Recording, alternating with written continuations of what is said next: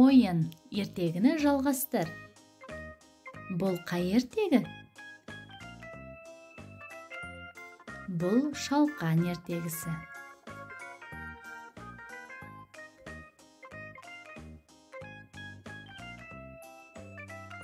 Ерте бір заманда атай мен әжей өмір сүріпті.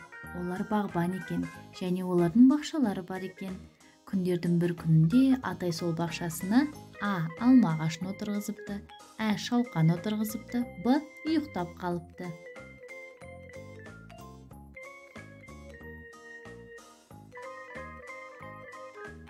Әрине, Ә. шалқан отырғызыпты.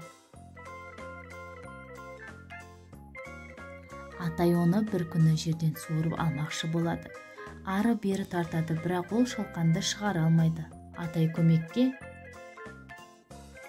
А. көршісін шақырады, Ә. әжейді шақырады, Б. баласын шақырады.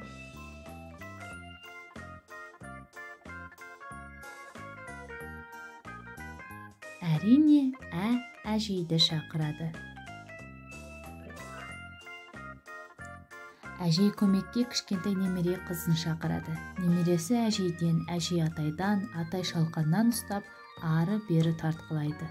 Содан А. тартқылап шалқанды суырып алады, Ә. күштер жетпей көмекке күшікті шақырады, Б. шалқанды шығара алмай үйлеріне қайтып кетеді.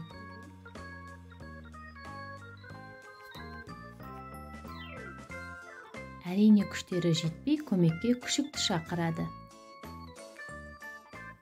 Мысық иттің құйрығынан, ит кішкентай қыздың етегінен, немере қызы әжейден, әжей атайдан, атай шалқаннан ұстап, ары бері жұлқиды, бірақ шығара алмайды. Сол кезде мысық А. жылап қалады, Ә. тышқанды шақырады, Б. арыстанды шақырады.